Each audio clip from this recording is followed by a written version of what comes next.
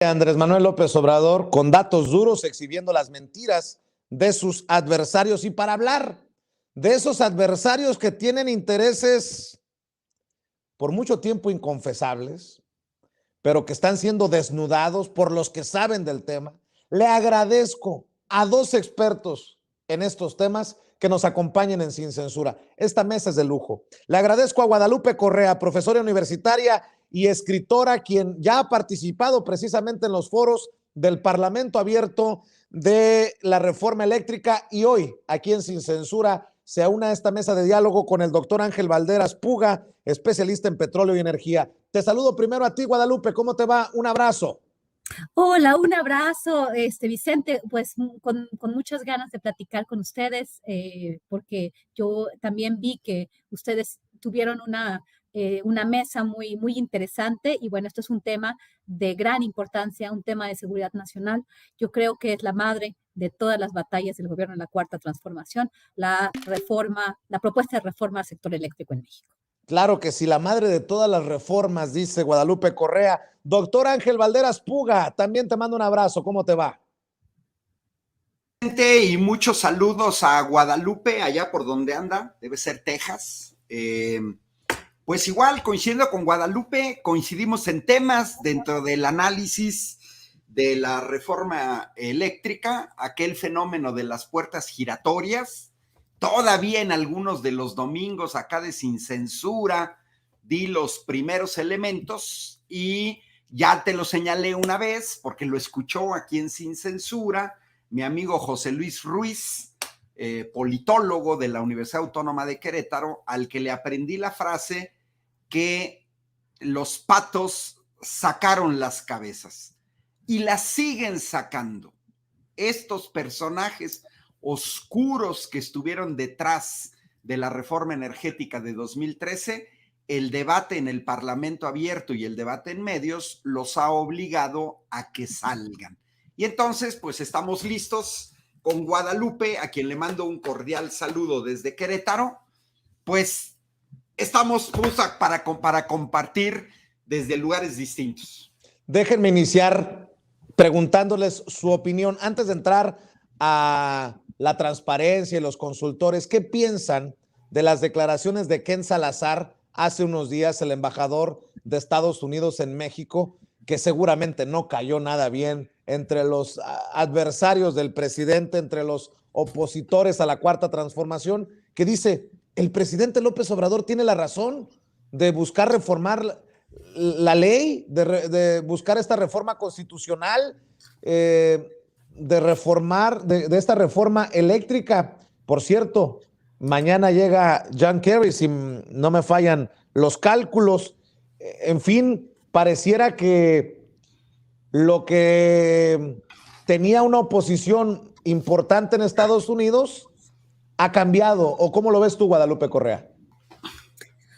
Bueno, hay que tomar esto con mucho cuidado porque nosotros sabemos que, bueno, la diplomacia estadounidense, la carrera diplomática, pues hay demasiada calidad, digamos, en los diplomáticos, principalmente en el tema de México. Estados Unidos envía a México muy buenos representantes que saben, por ejemplo, recuerdo el representante de Donald Trump en México, Christopher Landau. Él tenía una manera de llegar a la gente, de hacer su diplomacia, comiendo tacos, comiendo de todo tipo de cuestiones mexicanas y celebrando, ¿no? lo que es México. Es bien interesante que también envió como representante el gobierno de Joe Biden, el presidente Joe Biden, a Ken Salazar. Ken Salazar es un personaje muy interesante. Yo lo he analizado y lo analicé desde que vino a México y me llamó mucho la atención su trayectoria, ¿no? Un abogado que fue senador por Colorado, más tarde fue ministro del Interior. Lo que sucede con los secretarios del Interior, perdón, en los Estados Unidos es que ellos ven las cuestiones energéticas y los vínculos con las comunidades indígenas.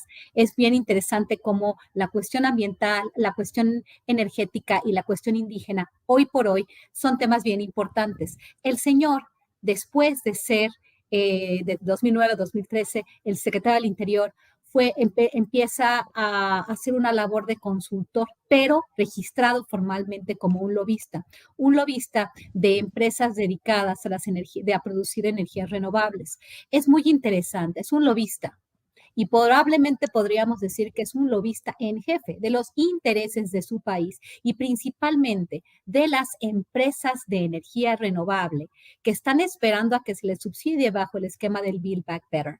Realmente Estados Unidos le está apostando de una forma fundamental. Ahorita todavía no ha pasado este marco de reconstruir mejor, Build Back Better, que se trata de reconstruir toda la economía estadounidense a partir de una transformación de la matriz energética para energías renovables. De alguna forma, algunos expertos analizan esta transformación de la matriz energética como un intento de generar crecimiento y desarrollo y transformación de una economía muy dañada desde el año 2008 a través de políticas, digamos, neo-keynesianas. Y así se considera. Entonces, este programa va a representar también una ganancia muy importante para estas empresas que se dedican a la producción de energía eólica y energía solar principalmente, y se van a subsidiar masivamente por parte del Estado estadounidense, que puede hacerlo porque él puede meter la maquinita porque tiene el dólar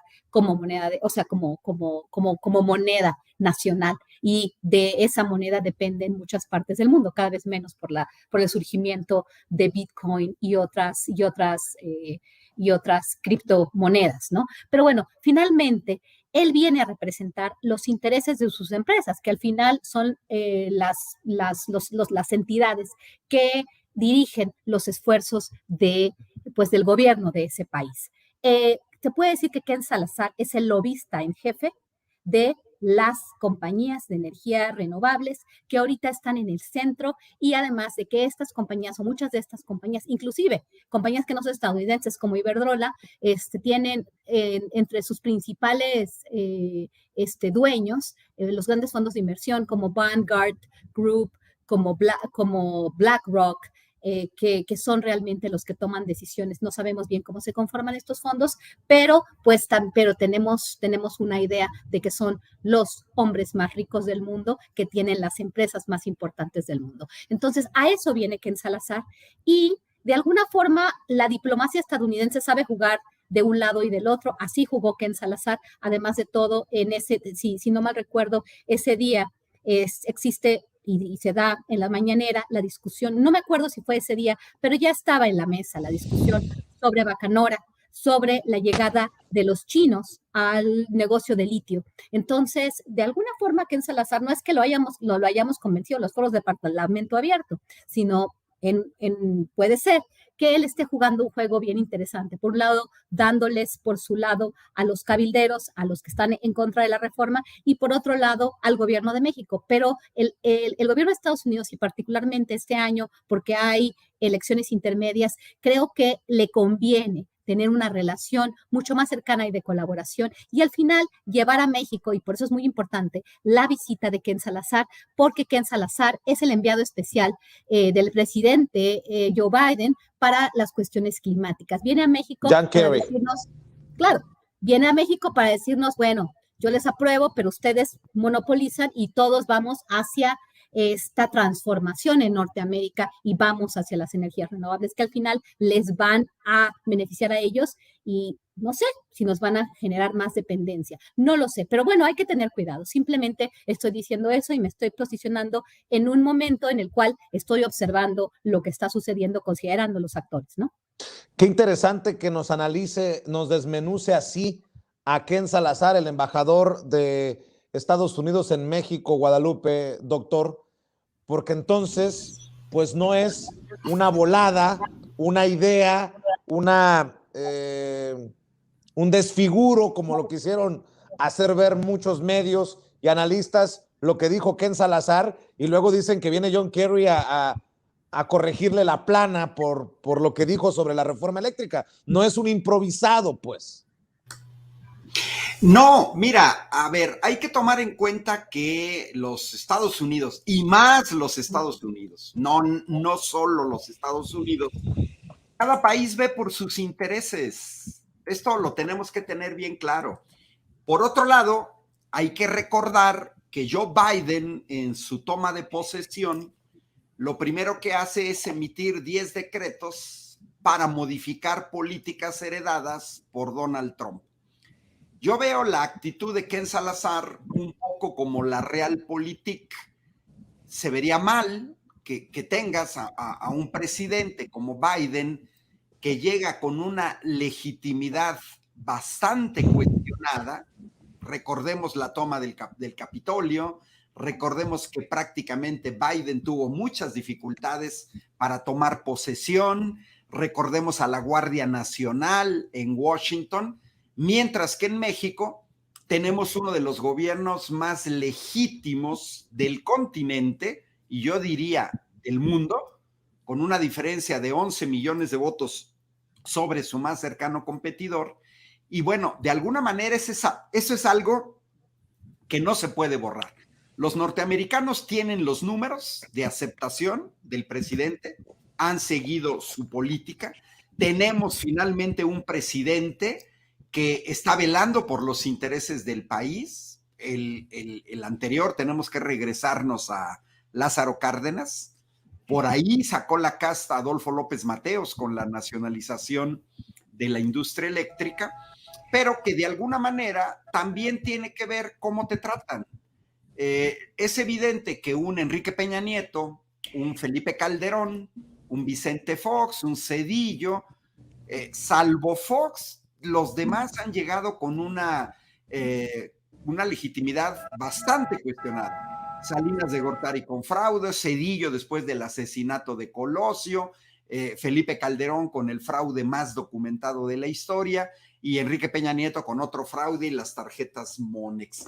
Entonces yo creo que la posición de Ken Salazar el mundo no es blanco y negro, y menos con los datos que nos ha proporcionado Guadalupe, que yo no sabía que sea cabildero de estas empresas del llamado sector verde, pero en ese sentido los norteamericanos la tienen muy, muy difícil en términos de números ante su propia opinión pública, porque pues yo quiero recordarle al público de Sin Censura que en la COP26 en Glasgow, pues los norteamericanos se negaron a reducir el consumo de carbón, igual que lo hizo India, igual que lo hizo Australia, igual que lo hizo China. El mercado automotriz norteamericano, chino, se negaron a firmar el acuerdo que para 2040 iba a haber solamente automóviles eléctricos. No la veo. Ahorita Guadalupe tocó la cuestión de la matriz energética. La matriz energética norteamericana, pues no la veo. A ver, sí vamos hacia una economía verde, sí. Pero es en el corto plazo. No es en el corto plazo. No es en el corto plazo. Todavía hay muchos problemas técnicos que se tienen que resolver, y mientras no se resuelvan, todavía vamos a ver un largo periodo, por ejemplo, del gas natural como energético básico para la generación de electricidad. Todavía vamos a ver el uso de hidrocarburos, se va a reducir quizás en el caso del transporte de vehículos automotores, pero eso no implica que la industria petroquímica esté por fenecer, porque todos los demás productos derivados del petróleo se van a seguir utilizando, se va a seguir demandando, los va a demandar la industria incluso de automóviles eléctricos.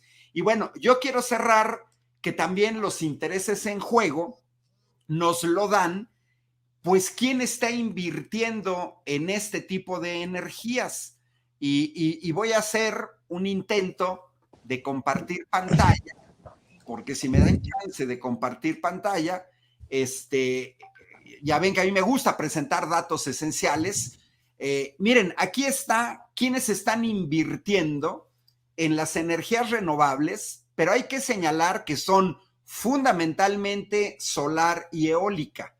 Y ahí vemos a estas nuevas corporaciones como Google, como Amazon, pero vean en tercer lugar el Departamento de Defensa de los Estados Unidos, Microsoft, Facebook, Walmart, Dow Chemical, ¿no? X, Entonces, hay IKEA de muebles, Kaiser Permanent, etcétera.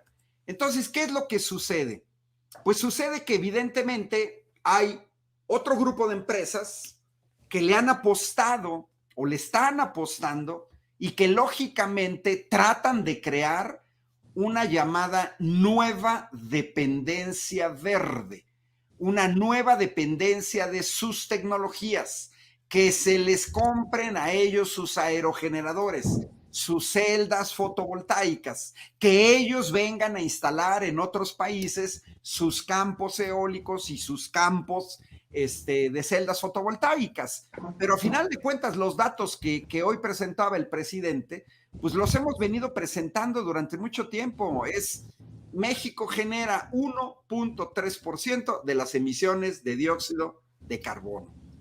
Que no nos echen la culpa del calentamiento global, porque México no ha sido culpable.